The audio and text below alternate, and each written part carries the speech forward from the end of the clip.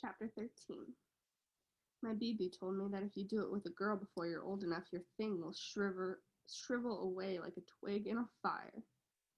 We all paused a minute to recognize what Mohammed had just said. Then we busted up laughing, all five of us, except for Mohammed. Felt good to laugh. At night, me and some of my friends sat on the cold stone steps deep inside St. Nicholas Park. It was pretty big, but not as big as Central Park.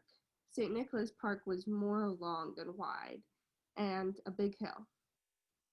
Tons of trees sloped all around us.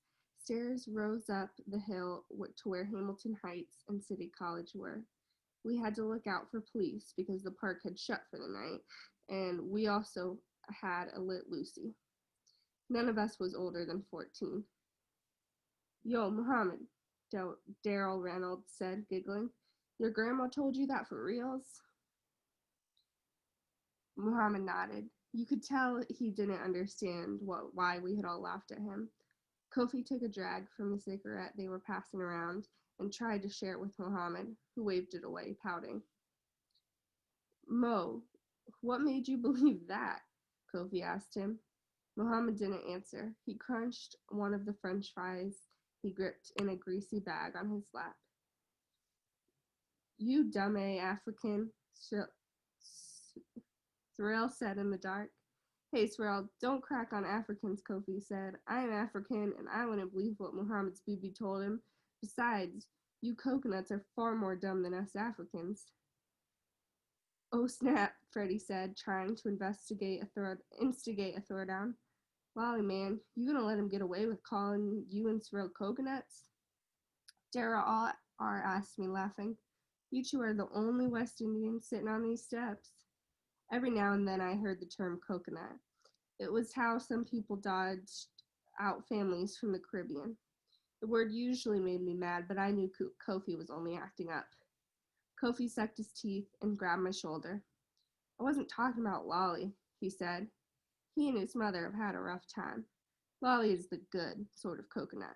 We all laughed. Not like my man Sorrel up there. Sorrel tossed an empty bag onto Kofi's head. Kofi threw it back at him.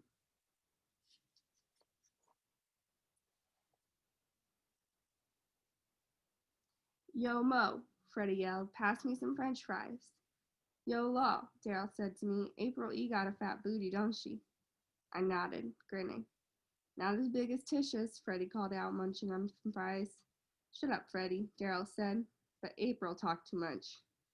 He took a drag on the cigarette and passed it around. All them girls talk too much, Daryl complained. I heard her and Sonny are acting like detectives now, Freddie called down. Daryl blew out air, disgusted.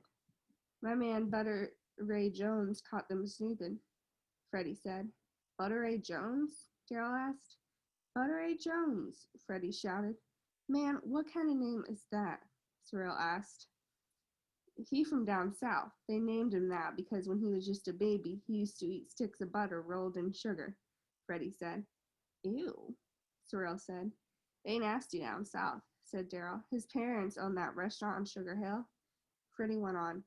Anyway, Butter Ray Jones caught Sonny and her girl investigating up there, up in this park, like they was police or something, searching for somebody.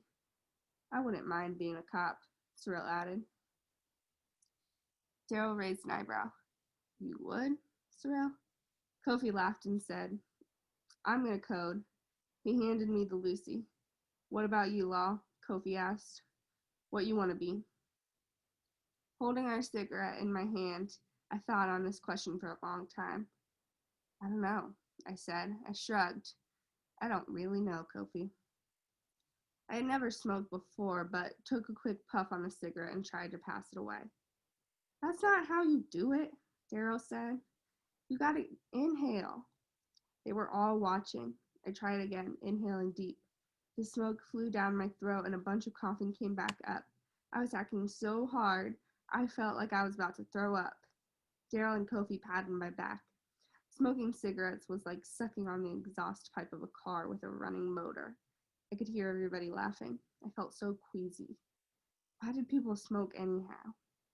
I leaned over the steps and stuck my head between my legs. I finished coughing and spat out something. Oh my goodness, I heard Freddie say. Jesus, I heard Sorrel say. Ooh, I heard Daryl say. I lifted my head to see what was going on. I hoped it wasn't no cop out patrolling the park. That was the last thing I needed now. But I was staring at a pair of glowing yellow eyes floating in the dark. They were hovering about 15 feet away down the steps from us. We all sat still as statues as the shining eyes came closer up the hill. We heard a click-clack on the stone steps. The eyes were attached to what looked like a dog, but no way this is a dog. This thing was more like a wolf. It stood 3 feet high and gray with a white belly and a long tail. The hair was pretty lengthy and silky. On top of its head were those two pointy ears. Its nose and legs were black and way longer than any dog's. It had long claws on its feet, too. They made that click-clack sound. The wolf thing came a few feet from us and just stood there. What is it? Sorrel whispered. It glared right at us. I hoped it wasn't going to eat us. If it had wanted to, we wouldn't have stood a chance. It licked its mouth. I could see its breath in the cold night air. Mohammed tossed it a French fry. Don't feed it, Mohammed, Daryl whispered. You crazy? The wolf thing snapped up the fry and tilted its head at us like it wanted more. Mohammed launched his whole bag of French fries at it. While it was chomping on those, we slowly stood and tiptoed up the steps to the Hamilton Heights part of Harlem. I felt safer out of the dark trees in the park and back around streetlights with people strolling and car horns.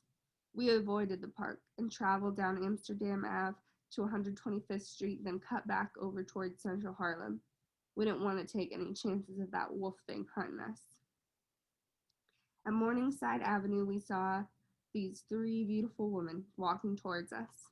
They were headed toward all the cafes and restaurants. All three of them were caramel-skinned, and two of them wearing white dress coats, while the last one was wearing stripes. All six of us boys stopped at the corner to watch these ladies glide by. They even smiled at us. What's happening, young brothers? The prettiest one said. Hello, we all said. They kept on. I think I heard the one in stripes call us cute. After they'd passed, Daryl tried to act like he was about to follow them and try to rap to him. These women were maybe 2 times his age, and I think he was serious about it too until Kofi told him to come on and stop acting stupid.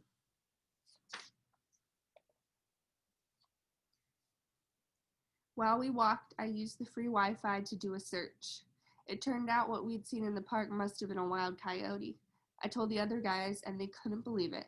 Over the past few years, the police had caught 4 coyotes in Harlem and delivered them to the Bronx Zoo. The article I read on my phone said the animals were coming down into Washington Heights and Harlem from Westchester, just north of New York City. They were searching for food and a nice place to live since human beings had been taking over their territories and forests, driving them out. I guess our coyote had picked St. Nicholas Park as its new home. I wouldn't report that animal to the police. The article said they hadn't attacked nobody, but just wanted food. It also said that they were so scarce in the city, you shouldn't feel scared if you meet one. You should feel lucky. We did feel lucky to have met that thing. It made us feel excited and extra alive. There had been something beautiful and scary about it.